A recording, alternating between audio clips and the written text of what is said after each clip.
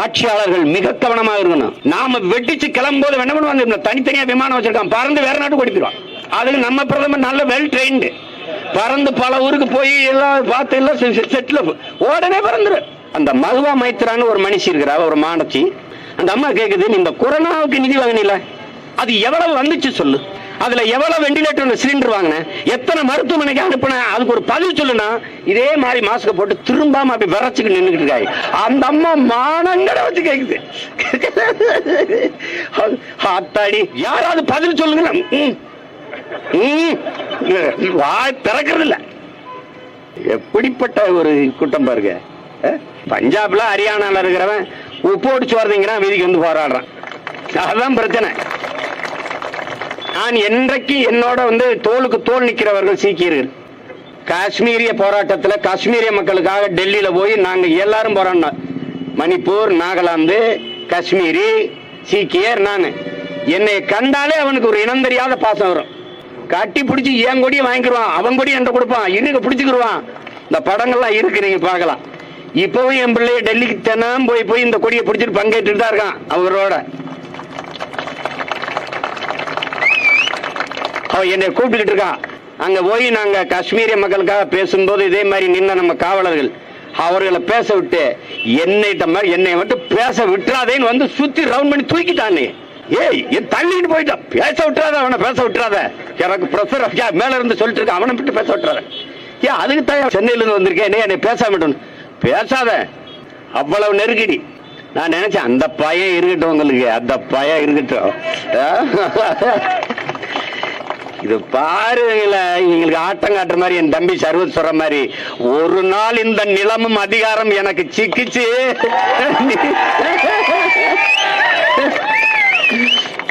அது என்ன நடக்கும், புரட்டி போடும் தலையில.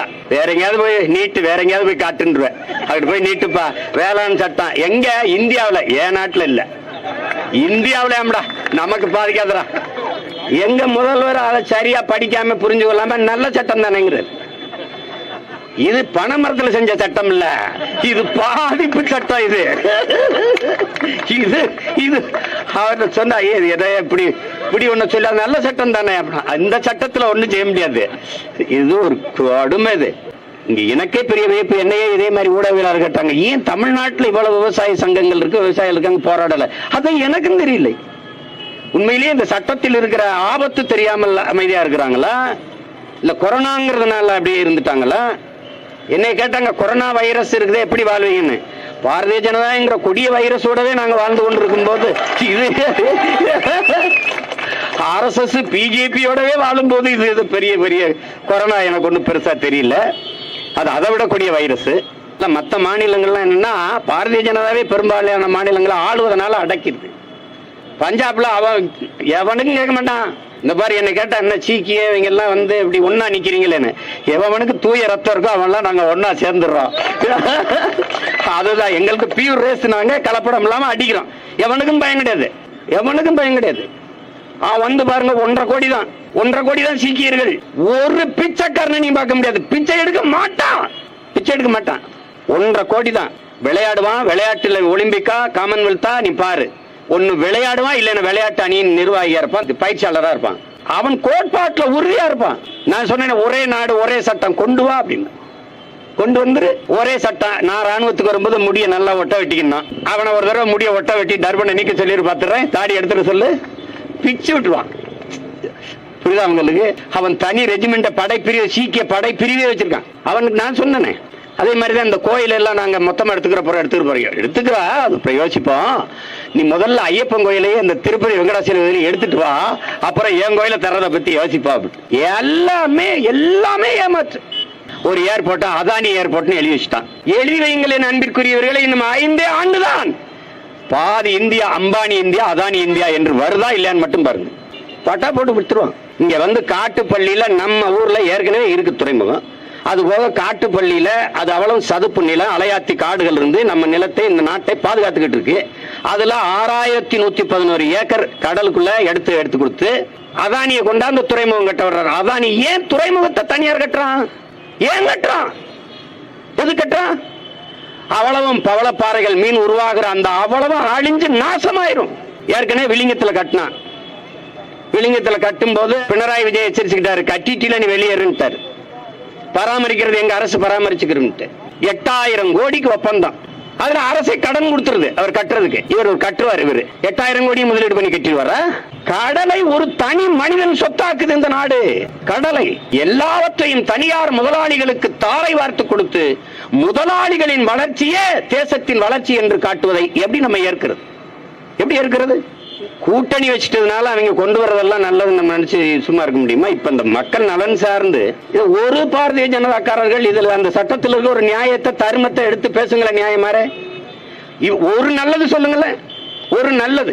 கார் இல்லாமல் நீங்கள் வாழ்ந்து விட முடியும், செல்போன் இல்லாமல் வாழ்ந்து விட முடியும், தங்கம் இல்லாமல் வாழ்ந்து விட முடியும், எதுவும் இல்லாமலும் வாழ முடியும். நீரும் சோறும் இல்லை என்றால் நீங்கள் வாழ முடியாது, செத்து போவீர்கள். பரிதவித்து நின்றோம். படிப்பினை இருக்கிறது, நமக்கு படிப்பினை இருக்கிறது. ஆனால் இவர்கள் காட்டுவது எது? இவர்கள் அத்தியாவசிய பொருள் என்று காட்டுவது எது? Car, cellphone. காரும் செல்போனும். உலகில் எந்த நாட்டில் கார் இல்லை என்று புரட்சி வந்திருக்கிறது? எந்த நாட்டில் செல்போன் இல்லை என்று மக்கள் வீதியில் வந்து போராடி இருக்கிறார்கள்? ஆனால் எந்த நாட்டிலாவது நீரும் சோறும் இல்லை என்றால் அந்த நாட்டில் எழுகிற புரட்சியை எவர் எதிர்கொண்டு நிக்க போறது? யார் எதிர்கொள்ளுவா? யார் எதிர்கொள்ளுவா? இந்த சட்டத்தில் என் அன்பிற்குரிய சொந்தங்கள், அறிவார்ந்த எனது உறவு சிந்திக்கணும். தக்காளி, உருளைக்கிழங்கு, வெங்காயம், பருப்பு போன்ற விதை பொருள்கள் அத்தியாவசிய பொருள்கள் அல்ல. சட்டம் சொல்லுது. தக்காளி, வெங்காயம், உருளைக்கிழங்குலாம் அத்தியாவசியமான பொருளா இல்லையா? உங்க சட்டம் சொல்லிட்டு அது அத்தியாவசியமான பொருள் இல்லைன்னு ஆயிருமா? அத்தியாவசியமான பொருளாக இருக்கும் போதே வெங்காயம், பருப்புக்கு பெரும் தட்டுப்பாடு வருது. வெங்காயத்தை எங்க இருந்து இந்த வெங்காயங்களை இறக்குமதி செய்து ஈஜிப்துங்கிற பாலைவன நாட்டில இருந்து இறக்குது. அவன் எப்படி விவசாயம் செய்யறான்? மணலை தள்ளிட்டு இங்கிருந்து மண்ணை கப்பல் கொண்டு இறக்கி அதுல பாலித்தீன் சீட்டை விரிச்சு அது மேல மண்ணை கொட்டி அதுல விளைய வச்சு எனக்கு வெங்காயம் கொடுக்குறான். தன் தேசத்தின் குடிகளுக்கு வெங்காயத்தை கூட விளைய வச்சு கொடுக்க முடியாத வெங்காயங்கள்ட்ட நாடு இருக்கு. எப்படி இருக்கு பாரு. ஒரு பாலைவன நாட்டிலிருந்து இறக்குமதி செய்யுது. இதுல என்ன பிரச்சனை வருதுன்னா, அத்தியாவசிய பொருள்கள் என்று இருக்கும் போது அதை பதுக்கி வைத்தால் அதுக்கு நடவடிக்கை எடுக்க முடியும். ஒரு முதலாளி டன் கணக்க வெங்காயத்தை, உருளைக்கிழங்க, பருப்பை, தக்காளியை வாங்கி பதுக்கி வைத்தால் நம் நடவடிக்கை எடுக்க முடியும். அத்தியாவசிய பொருள் என்று இருந்தால். அத்தியாவசிய பொருள் என்று இல்லை என்று அறிவித்து விட்டால் ஒரு பெரும் முதலாளி, ஒரு கார்ப்பரேட் கூட்டுறவு நிறுவனத்துக்காரன் வெங்காயத்தையோ, பருப்பையோ, உருளைக்கிழங்கையோ, தக்காளியோ வாங்கி சேமித்து வைத்து அதில் பற்றாக்குறையை ஏற்படுத்தி 1 கிலோ தக்காளி 1000 ரூபாய் என்று சொன்னாலும் நீங்க வாங்கித்தான். அவன் இஷ்டத்துக்கு விலையை ஏற்றி விற்கலாம். அதை கேள்வி கேட்காத அரசு. எப்படி இருக்கு பாருங்க. இது முழுக்க முழுக்க வேளாண் குடிமக்களை ஏற்கனவே செத்துக் கொண்டிருக்கிறாங்க. வாழ முடியாமல் பல லட்சக்கணக்கான விவசாயிகள் செத்துக்கிட்டு இருக்காங்க. இந்த 10 ஆண்டுகள்ல மட்டும் எத்தனை விவசாயி செத்துருக்கான்? அதை பற்றி கவலையே படுவதில்லை, அதை பற்றி சிந்திக்கிறதே இல்லை. இப்ப என்னன்னா, நான் ஒரு விவசாயி, நான் விளைய வச்சு கொண்டு வருவேன். அவரு எப்படி விளைய வச்சு எவ்வளவு தரமா நான் விளைய வச்சு கொண்டாலும் தர நிர்ணயத்தை வாங்குறவரே முடிவு பண்ணுவாரு. அவர் இது தரமா இல்லைன்னா நான் வீட்டுக்கு போய் சாக வேண்டியதுதான். 1 கிலோ தக்காளி நான் விளைய வைக்கிறதுக்கு 20 ரூபா ஆயிருது. கொண்டு வந்து அவர்கிட்ட கொடுத்தா அவர் 10 ரூபாய்ன்னு சொல்லுவாரு. நான் பாதி விலைக்கு கொடுக்கும்போது அங்கேயே நான் பாதி இழந்துடுறேன், நட்டப்பட்டுறேன். வேண்டாம், நான் பொருளை விற்கலைன்னு கொண்டு போனா என் பொருள் கெட்டு போகும். அப்ப நான் வந்த விலைக்கு விற்கிறேன். இப்ப நான் என்ன பண்றேன்? நட்டப்பட்டேன். நேர பால் டாலை வாங்குறேன், கொண்டு வயல்ல குடிச்சு செத்துறேன். இதான் நடக்குது, இதான் நடக்குது. இப்போ நான் என்ன வீட்டுக்கு போறேன், 10 ரூபாய்க்கு 1 கிலோ வித்துட்டு வீட்டுக்கு போறேன். அங்க என் மனைவி சமைக்க தக்காளி வாங்கிட்டு வான்னு சொல்லுவா. திருப்பி நான் கடைக்கு போவேன், அவன் 100 ரூபா சொல்லுவான் 1 கிலோ. எப்படி இருக்கு பாருங்க. எவ்வளவு பெரிய பேராபத்து நிகழ்ந்து பாருங்க. ஏற்கனவே வேளாண்குடிகள் வாழ முடியாமல் தவித்து நிற்பதற்கு காரணம், உலகத்தில் எந்த பொருளையும் உற்பத்தி செய்கிற முதலாளி அதற்கான விலையை தீர்மானிக்கிறான். பிளேட்டு கத்திலிருந்து குண்டூசி வரைக்கும். குண்டூசி, ஒரு குண்டூசி 1 ரூபா, 2 ரூபா, பிளேட்டு கத்தி 10 ரூபா. அவனே தயாரிக்கிறவனே முடிவு பண்ணுவான். ஆனால் ஒரு உழவர் குடிமகன் அவன் விளைய வைக்கிற கரும்புக்கோ, வாழைக்கோ, தேங்காய்க்கோ, அரிசிக்கோ, பருப்புக்கோ அவன் விலையை தீர்மானிக்க முடியாது. வாங்குறவன் தான் தீர்மானிக்கிறான். இதுதான் இந்த விவசாயிகள் இதுவரைக்கும் இந்த நாட்டை ஆண்ட தலைவர்கள் ஏழை விவசாய பெருங்குடிகள் தான் பேசுறான். விவசாயி ஏண்டா ஏழையா இருக்கான்? ஒரு நாட்டில் விவசாயி ஏழையா வேற எவன் வாழுவான்? எவன் வாழுவான்? வேளாண்மை சார்ந்துதான் எல்லாம் இருக்கு. உனக்கு பாலை வந்தாந்துறான், முட்டை வந்தாந்துறான், கறியை வந்தாந்துறான், எல்லாமே வந்தாந்துறான். அரிசி, பருப்பு, காய்கறி, கீரை எல்லாம். அப்ப அவன் ஏழையா இருக்கான்? சாராயம் விற்கிறவன் கோடீஸ்வரனா இருக்கான், சிகரெட்டு தயாரிச்சு விற்கிறவன் கோடீஸ்வரனா இருக்கான். என் அன்பிற்குரிய தம்பி தங்கைகள் சிந்திக்கணும். கார் தயாரிச்சு விற்கிறவன் கோடீஸ்வரனா இருக்கான், செல்போன் விற்கிறவன் கோடீஸ்வரனா இருக்கான். ஆனால் இவன் எல்லாருக்கும் சோறு போடுறவன் கடைசி வரை ஏழையா இருக்கான். ஏன் ஏன் எப்படிப்பட்ட அமைப்பு? இவங்கள மாதிரி ஒரு கூட்டத்தை நீங்க பார்த்திருக்கீங்களா?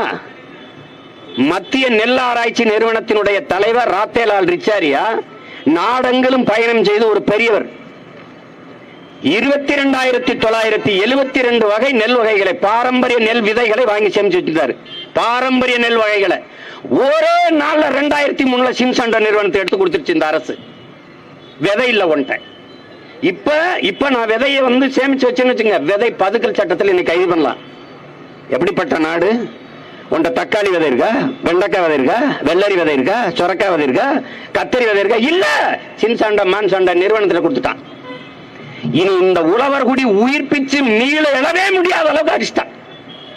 இப்ப இந்த சட்டம் கதை முடிச்சிருச்சு. வேளாண்மையை பாதுகாக்காது ஒரு தேசத்தின் குடிகள் வாழவே முடியாது. இந்த கொரோனா காலத்தில் அம்மையார் நிதியமைச்சர் அம்மையார் சீதாராமன் அவர்கள், நிர்மலா சீதாராமன் அவர்கள் பேசுறாங்க, 80 கோடி ஏழைகளுக்கு 5 கிலோ அரிசி 2 கிலோ பருப்பு கொடுத்தோம். எல்லாம் கவனிச்சுக்கணும். நம்ம 130 கோடியை தொட போறோம்ன்றாங்க. அவங்க சொல்றாங்க 80 கோடி ஏழைகள், 80 கோடி பேர் ஏழையா இருக்கா. அதுல அவங்க சொல்றாங்க 45 கோடி அன்றாடங்காட்சிகள், தினக்கூலிகள், காலையிலிருந்து சாயந்தரம் வரை வேலை செய்தால் தான் உணவு.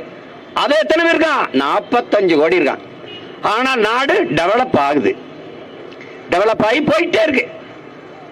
அது எங்கிட்டு டெவலப் ஆகுது? அம்பானி அதானி டெவலப். இது ஒரு நாடு கடைசியா ஏர்போர்ட் வச்சிருந்தான், அதை பூரா விட்டுட்டான், தனியார்ட்ட கொடுத்துட்டான்.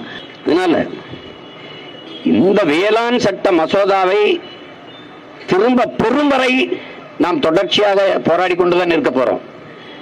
தேர்தல் களத்தில் மக்களிடத்திலே இந்த கருத்து பரப்புரையை கொண்டு சென்று எம் மக்களுக்கு ஒரு விழிப்புணர்வை ஏற்படுத்துவோம். அதல பாதாளத்தில் இருக்க பொருளாதாரம் வீழ்ச்சி கண்டிருக்குது. திடீர்னு 20 லட்சத்துக்கு அறிவிச்சுட்டு போறாரு. வாங்கிட்டே வட சொல்றதாரு. 20 லட்சம் கோடி வச்சிருக்கீங்களா? 20 லட்சம் கோடி வச்சிருக்கிற நாட்டின் பிரதமர், அவ்வளவு நிதி வளமை வச்சிருக்கிற நாட்டின் பிரதமர் எதுக்காக எம்பிகளுக்கு, மாநிலங்களவை உறுப்பினருக்கு, பாராளுமன்ற உறுப்பினருக்கு 2 ஆண்டுகளுக்கு சம்பளம் இல்லைன்னு எதுக்கு சொன்னார்? எதுக்காக கொரோனாவுக்கு நிதி மக்கள்கிட்ட கேட்டார்? அவனே பிச்சை எடுத்துக்கிட்டு வேலைக்கு போக முடியாம அவன்கிட்ட கொரோனா நிதி கொடுங்க. அந்தம்மா வருதுங்க நிதியமைச்சர். ஒரு வாரம் முழுக்க தொலைக்காட்சியில பேச்சு. சிறு குறு தொழில் முனைவோருக்கு கடன் உதவி 2 லட்சம் கோடி, விவசாயிகளுக்கு கடன் உதவி. சரி, விவசாயி ஏன் கடனாளி ஆகிறான்? விவசாயிக்கு கடன் உதவி. நான் கேட்கிறேன், கடன் எப்படி அம்மா உதவி ஆகும் தாயே? வட்டி வாங்குவியல்ல, கடன் உதவி. கடன் உதவி சிறு குறு தொழில் முனைவோருக்கு ஏன் அவன் கடன் வாங்குறான்? அவன் லாபத்தெல்லாம் நீ உருவிக்கிட்ட வரின்னு அவன் தெருவு கொண்டு அப்புறம் மறுபடியும் கடன் உதவி. நான் கேட்டேன், நீ கந்து வட்டி கடன் நடத்துறியா, கவர்மெண்ட் நடத்துறியா? வட்டி கடன்காரன் கடன் கொடுப்பான், வட்டி வாங்குவான். ஒரு கவர்மெண்ட் கடன் கொடுத்து வட்டி வாங்கிட்டு எப்படி இருக்கு?